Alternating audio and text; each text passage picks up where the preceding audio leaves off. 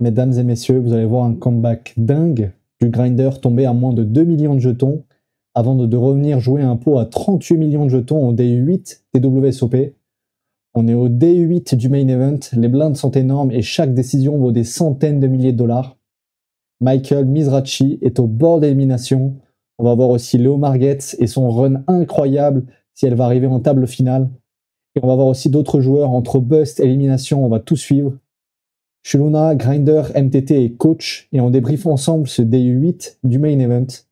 Si t'aimes comprendre le poker autrement, pense à t'abonner, à liker la vidéo, et c'est parti.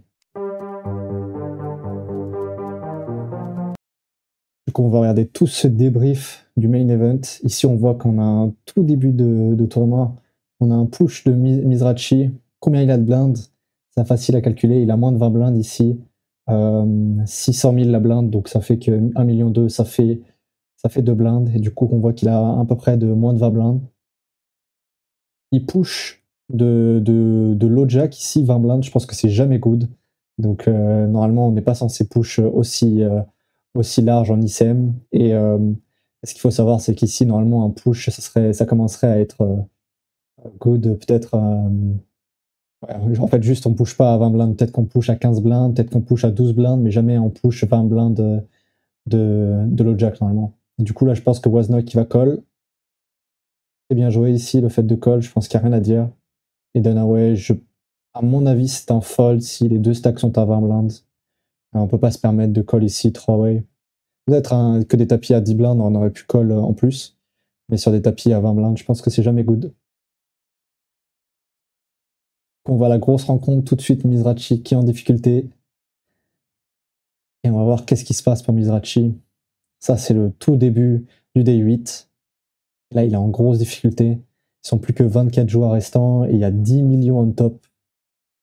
Là, maintenant, il lui faut un valet pour tenir. Sinon, il va perdre des plumes sur ce coup. Et malheureusement, ça passe pas. Ouais, normalement, il aurait dû open cette main-là. Là, on voit Neo Market qui a cette table. On va voir qu'est-ce qu'elle fait. Ponce qui décide de faire tapis au bouton. 5,4 blindes, ça fait quelque chose comme moins de 10 blindes. Donc, il n'y a rien à dire ici. C'est très très bon play de sa part au bouton. On aurait pu shove même jusqu'à la paire de 2. Et là, il n'y a pas de décision à la place de Padron. Intéressant. Quelle position il a, Schwarzberg? Non, il n'est pas au bouton, pardon. C'est Ponce qui est au bouton. Donc Schwarzberg qui doit être quelque chose comme low jack. Ouais, il est au low jack. Donc je pense que c'est quand même ok ici de push avec moins de 10 blindes. Je pense que c'est tout à fait ok ici. Push moins de 10 blindes 6-6. Padron qui peut faire deux options ici. Il peut faire tapis ou call. Je préfère call personnellement. Il a décidé de 3-bet size, intéressant. Le problème, c'est qu'il est commit contre certains joueurs derrière, donc je pense qu'on pourrait choisir de call à sa place. Là, ça va être une grosse décision, parce que Freitas, je pense qu'il va faire tapis. Et là, ça va être une grosse décision à la place de Padron. Ouais, Freitas qui décide de faire tapis, et je pense que Padron, maintenant, malheureusement, il peut pas fold. Je pense qu'il est quasi commit ici sur le sizing. Et à sa place, pour ça que je pense que c'est mieux de faire de call pré-flop. Ça évite ce genre de décision un peu difficile. En tout cas, ça laisse une plus grande marge de manœuvre de passer sa main. Et je trouve ça quand même très très malin ici de fold 10-10. Alors même si le truc c'est qu'il a 3 bêtes pré-flop, donc c'est très très dur de voir des bluffs ou des mains en dessous chez l'adversaire Freitas. On va très souvent être en flip. Donc ouais, là j'aime beaucoup son play d'avoir décidé de fold. On va voir qu'est-ce qui se passe.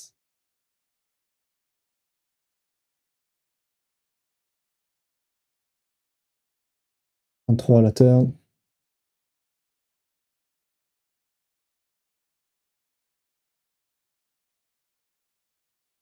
Et malheureusement, ça double pour la paire de 6 et la Swargov qui ne gagne pas. Mizrachi qui décide de faire tapis, c'est ce que je te disais au tout début de la vidéo en introduction. Mizrachi qui est cripple ici, il a quasiment plus rien. On peut voir, ça fait combien ça? Ça fait 4 blindes, hein, ça fait 4 blindes. Il a 4 blindes ici au début du coup. Et on va voir, je te spoil pas, on va voir comment est-ce qu'il finit dans la fin de ce day 8. Tu vas voir, c'est une très très belle histoire. Là, il y a un call, rien à dire ici, très bon call à part de Naoe. Et maintenant, Mizrachi qui joue plus que les 6 ou des splits.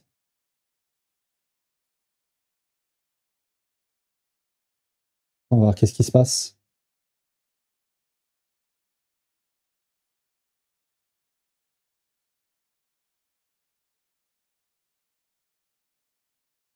Ouais, pour l'instant, ça n'arrange pas. Il lui faut un 6. Il y a des cartes qui permettent de split aussi. Je crois que toutes les overs peuvent faire split, mais s'il veut gagner le coup, il lui faut un 6. C'est un as, et du coup, il split. Comme on peut voir, les 5 meilleures cartes, leurs kickers ne rentrent pas en jeu, vu qu'il y a un roi, un valet. Donc ça split. Tapis encore de Mizrachi en BVB, ça je pense que c'est très très bon. Il a quelque chose comme 11 blindes, 12 blindes. Je pense que c'est très très bon comme tapis, il n'y a rien à dire. Et paire de 5, je pense que c'est un call aussi. Ça va être difficile de fold 11 blindes. On pourrait commencer à fold les plus belles, plus faibles PP. Mais je pense que c'est tout à fait ok ici de le prendre. Et là, on voit que ça va être dur pour Mizrachi. Il lui faut soit un carreau, soit bah, il a 14 outs. Il a une tonne d'outs, comme tu peux voir au-dessus. Et il touche un carreau à la river. Et là, c'est le début de la belle histoire, de la remontada.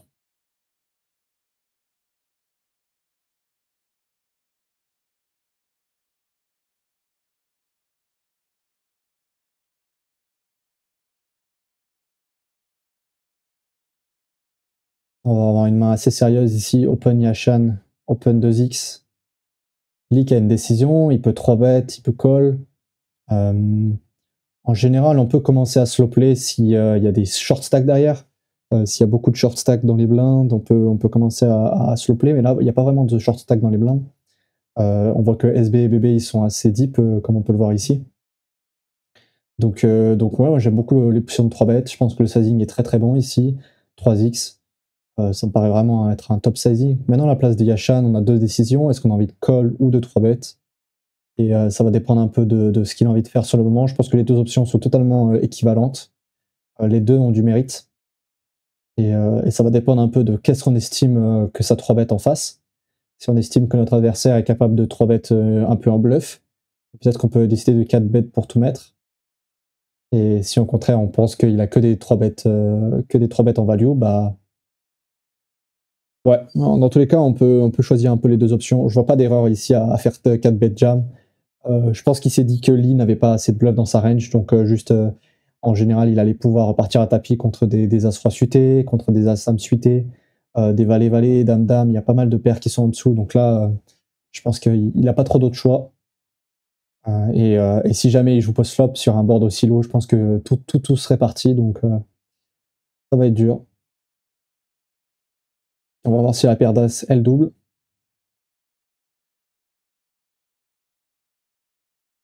Et la paire d'as qui double. On voit que Yachan a perdu des plumes ici, il reste quand même dans la phase où il est au-dessus de 10 blindes. Là, on voit un pot en BVB, maintenant ils sont plus que 20 left. On voit un pot en BVB ici avec Low Marget, et on voit qu'elle a la meilleure main ici. Il y a un as tout de suite au flop, pas de sweat, pas de décision. Ça va être très très dur pour Dombrowski ici de revenir. Et malheureusement, crucifié sur la turn, ça ne sera pas suffisant. Et on voit que Léo Marget, elle continue à grappiller des jetons. Et c'est le plus grand bonheur des Français et même des Espagnols qui la suivent. Là, on voit un open avec paire de dames, rien à dire ici de sa part. Open, min raise, j'aime beaucoup le sizing. Je pense que c'est vraiment un très bon sizing. Ici, à la place de Ponce, on pourrait décider de 3 bêtes, mais vu la profondeur, quelque chose comme 12. Ouais, c'est ça, il a quelque chose comme 12, 13, 14 blindes. On pourrait faire tapis directement, je pense. On pourrait soit 3 bet size, soit faire tapis. J'aime bien les deux options. Call, je suis pas un grand fan, parce que je pense que ça accomplit pas grand chose par rapport à être agressif. Donc, soit 3 bêtes, soit tapis. Et je pense que chez Léo Market, on ne pourra jamais fold cette main-là. On verra bien ce qu'elle décide de faire. Et décide de faire tapis, et elle colle direct. Et on va voir qu'est-ce qui se passe maintenant. Il faut que ça tienne la paire de dames. 82% de chance d'être favori.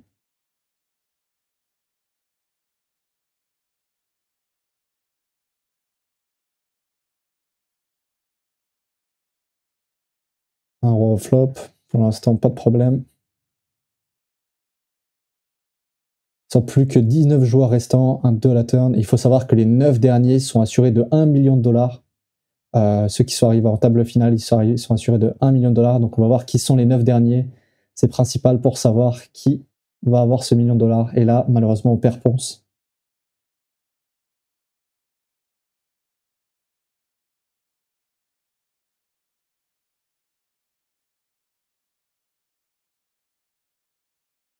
On voit un sick play ici.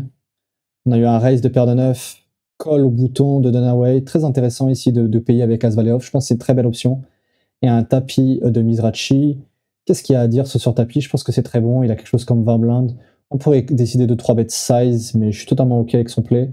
Par contre, Greg, j'espère qu'il va trouver le fold ici. Ouais, je pense que c'est vraiment une erreur ici de faire tapis. J'ai pas l'impression que Mizrachi ce soit un joueur qui s'envoie en l'air comme ça avec des low pocket pairs. Peut-être.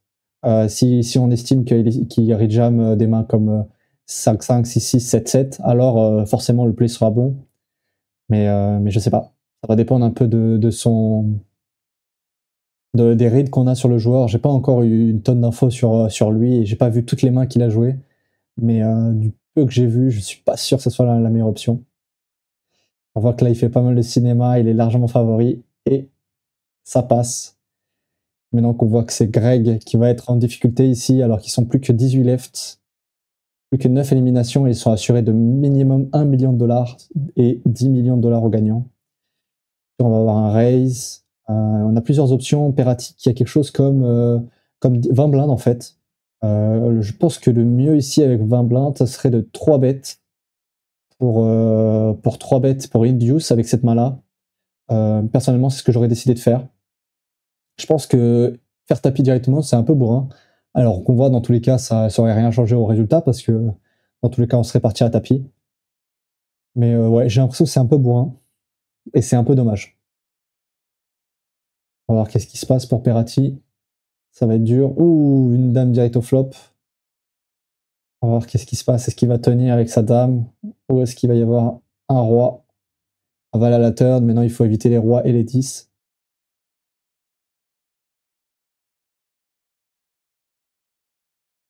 Et un roi à la river, malheureusement.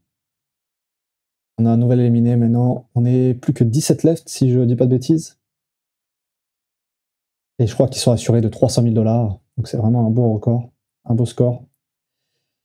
Si on a eu un open, on a eu un 3 bet et on a eu un call, à mon avis, de Padron. Maintenant, on a une décision avec Ozimok. Est-ce qu'il a envie de miser ou est-ce qu'il a envie de check? Je pense qu'on peut tout faire ici sur ce board. J'aime beaucoup l'idée de check. Le truc, c'est que ça connecte beaucoup avec la range de call de l'adversaire de Padron, qui est au cutoff. Donc ouais, je pense que c'est vraiment une belle option ici. Et il y a plusieurs options à la place d'Ozimok. On pourrait faire tapis ou on pourrait call. Je pense personnellement que j'aurais joué en check jam avec Assas. Dis-moi en commentaire si tu préfères jouer comme ça ou est-ce que tu vois une meilleure option que check jam avec Assas. Mais j'ai l'impression qu'on n'a pas vraiment envie de jouer hors d'opposition dans ce coup-là. Et on voit que ça check ici. Et du coup, c'est à la place d'Ozimok de miser ici. Je pense qu'il devrait check encore. Je pense qu'il n'a pas de value. Très très bien joué de sa part. Et maintenant, tapis assez rapide de Padron. Et ça va être très difficile parce que est-ce qu'on a un bluff catcher ici ou est-ce qu'il peut y avoir des value cuts dans la range adverse? Et waouh, magnifique, magnifique laydown. Ça, c'est vraiment un play de champion ce qu'il vient de faire là. On va revenir un peu sur la main parce que je pense que c'est vraiment magnifique. On voit vraiment qu'il a très très bonne conscience, je pense, de où il se trouve dans sa range. Et surtout qu'il a juste un bluff catcher, à mon avis. Ici, son adversaire ne devrait pas miser des mains comme As-Dame, des mains comme Roi-Dame en value. Ici, à ce moment-là. Donc, j'aime beaucoup, beaucoup, beaucoup le fait qu'il ait réussi à trouver le fold. Et bravo à lui. Alors, je sais pas si je suis héros parce que je connais sa main, mais là, je trouve ça vraiment magnifique de sa part d'avoir trouvé un tel fold. Ce qui est difficile, en plus, c'est que notre adversaire a fait quelque chose comme mi-pot ici à la river. Donc, c'est très, très bien joué des deux côtés. Je pense que ça, c'est parmi les deux meilleurs joueurs que j'ai vus pour l'instant aujourd'hui. Ici, on voit que on va revenir un peu pour voir quelle position ils sont dans le coup.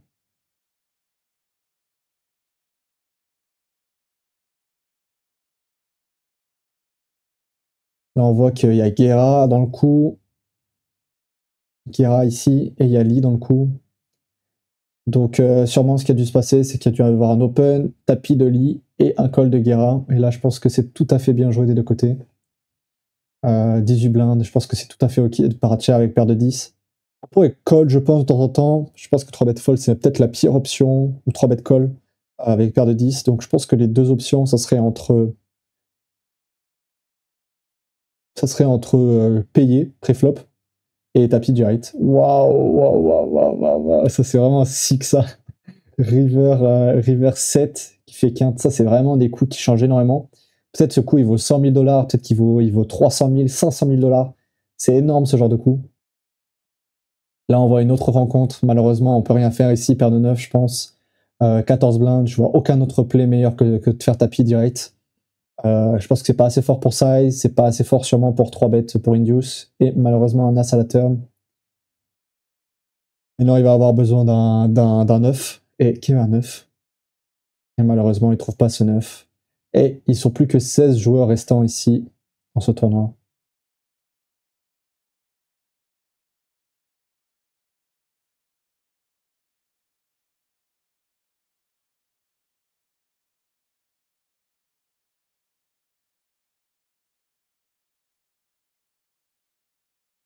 On a eu un raise pré-flop de Alaert.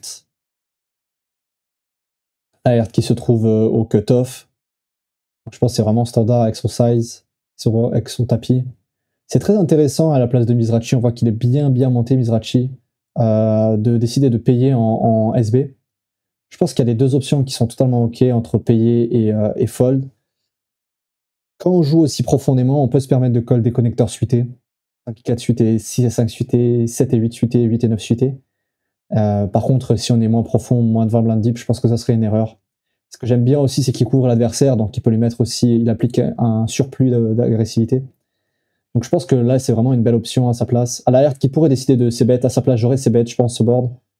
Après, c'est vrai qu'on n'a pas forcément une tonne de value et que comme on est couvert, on peut risquer un peu. Je crois que par contre, Mizrachi ne check raise pas assez. Donc ça, c'est vraiment quelque chose qui va driver, qui va décider notre stratégie. Si on estime que notre adversaire ne check raise pas assez, on peut juste continuer shut bet, bet small, et on va bien réaliser notre équité. Là, très bon. Intéressant le bet à la turn de Mizrachi. J'aime pas du tout le size, mais j'aime beaucoup l'idée. Ça, c'est des sizes qui marchent beaucoup en exploitation des joueurs amateurs, des joueurs très récréatifs. Par contre, je pense qu'à l'alerte, il a l'air quand même assez éclairé, donc je pense pas que ce soit la bonne idée contre lui. Et là, il faudrait qu'il en mette un assez cher, je pense, autour de 6-7 blindes. 6-7 millions pour donner une vraie décision à l'alerte. Je pense qu'il faut transformer cette main en bluff. En tout cas, il a l'air d'être tout en bas de sa range. On voit qu'il décide de faire encore un petit sizing. Et là, c'est une décision assez complexe à la place de l'alerte, mais je pense qu'avec le nombre de trucs, c'est qu'il y a beaucoup de straight draw qui ont misé, qui ont raté le board. Peut-être des mains comme Roi Valet, il y a des mains comme ah non, 8 et 9 on ne bat pas, mais 8 et 9 ne misera pas à la river. Très intéressant ici. Je pense que c'est un call ici à la river, pas forcément simple, mais juste par rapport au sizing adverse qui ont été small et small. Là, on voit un très très bon call de la part de Alert. Je pense qu'il lui a mis la puce à l'oreille, c'était vraiment les small sizing ici. Et là, on voit un énorme spot. Ça, c'est peut-être le spot de ce day 8. Énorme spot ici, Lomarget contre Veloso. Je pense que très bien joué des deux. Je me souviens que ça a fait open, tapis de As-Roi off. Et elle a une grosse décision. Elle a décidé de payer ici. C'est une grosse décision parce que quand on a 36 blindes et qu'on est aussi bien dans le tournoi, on peut aussi décider de fold, je pense, une partie du temps cette main-là. Mais là, je pense que, en tout cas, ça peut s'envisager contre certains joueurs. Et là, on voit qu'elle fait flush river, énorme, lasso flop. Et après, elle fait flush river. Ça, c'est vraiment énorme. Malheureusement, on perd un joueur, mais Lomarget, elle tombe énorme ici. Elle arrive, je pense, être dans les plus gros stacks à ce moment-là du tournoi. C'est énorme. C'est vraiment fou. C'est la belle histoire. Hein. Là, on a eu un all-in ici avec quelque chose comme, je pense, 13-14 blindes. Ça doit être OK de la part de Guerra. Je pense que en tout cas, c'est vraiment envisageable de faire tapis avec cette main-là. Open call est un peu chiant, mais ça va dépendre un peu de la passivité des joueurs derrière. Si on est au bouton et qu'on estime que nos adversaires sont très très passifs derrière, bah, je pense que ça peut être envisagé. Et là, on voit qu'il n'y a plus qu'une dame qui va pouvoir le sauver. Est-ce qu'il va toucher une dame? Et malheureusement, non, ça va pas être une dame. On va perdre un nouveau joueur. Maintenant, ils sont plus que 14. 14, ils étaient 9000, quasiment 10 000 au début du tournoi, et maintenant ils sont plus que 14. C'est vraiment fou. Là, on voit qu'il y a eu un raise avec As-Dame off, un tapis de Wasnok qui a quelque chose comme 15 blindes, si je dis pas de bêtises. Ouais. Et Correa qui avait un peu moins de 10 blindes, donc à la place de Correa, je pense que j'aurais fait tapis avec son stack. Non, il avait quelque chose comme ouais, 13, 14 blindes, je pense que j'aurais fait tapis directement à sa place. Et Padron qui a une vraie décision ici. Ce qui va être difficile, je pense qu'il va fun normalement. Ce qui va être vraiment difficile, c'est qu'il y a des gros stacks aussi derrière lui, donc je pense qu'il a beaucoup de RP à faire tapis ici. Je pense que ce serait une erreur de faire tapis avec cette main-là, valet-valet. Après, peut-être que je me trompe ici sur ce spot-là, mais j'ai vraiment l'impression que ça peut être une grosse erreur de faire tapis ici en ICM avec des énormes joueurs derrière nous. Si on avait que des joueurs qu'on couvrait, je pense qu'il y a moins d'ICM, il y a moins de pression. Mais là, c'est vraiment pas simple. Et là, As-Dame off, le call, pas facile. Je pense que c'est good, parce que normalement, il devrait rejam avec des As-Valet off. Mais ça va vraiment dépendre des infos qu'il a sur Wasnok. Je connais pas ce joueur, j'ai pas regardé toutes les mains qu'il a jouées. Mais du coup, ça va vraiment dépendre de ici, est-ce qu'il est capable de faire tapis avec As-Valet off, avec des mains en dessous, avec des pocket pairs assez basses. Et si c'est le cas, alors on pourrait y aller. Difficile à dire s'il sera capable de le faire. À mon avis, vu qu'il y avait des gros stacks derrière lui, qu'il a décidé de faire tapis direct, je pense que c'est trop As-Roi off qui joue comme ça et pas assez As-Valet off. Donc je pense que j'aurais trouvé le fold personnellement après avoir open. Peut-être que c'est trop nid de ma part, mais j'aurais préféré soit faire tapis pré-flop, soit folder sur open et tapis de ce joueur-là en particulier. Et là, on va avoir quasiment les dernières mains de ce jour. Les derniers spots importants de ce jour. Là, ça va vraiment être très important. Ils sont plus que 13. C'est à 9 joueurs la table finale. Et là, ils se bagarrent ils se battent pour arriver en table finale. Ici, on a un tapis d'un joueur qui a 4-5 blindes. Rien à dire ici. 3 bêtes de Mingini. Mingini qui était au cut-off. Personnellement, je pense que j'aurais payé seulement avec sa main.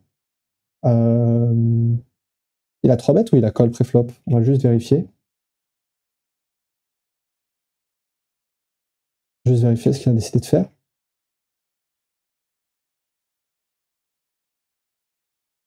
Ouais, je pense que c'est une erreur. Je pense qu'il a juste, call le tapis. Petite erreur ici d'affichage, je pense. Intéressant de décider de call. Je pense que c'est mieux de faire tapis à sa place.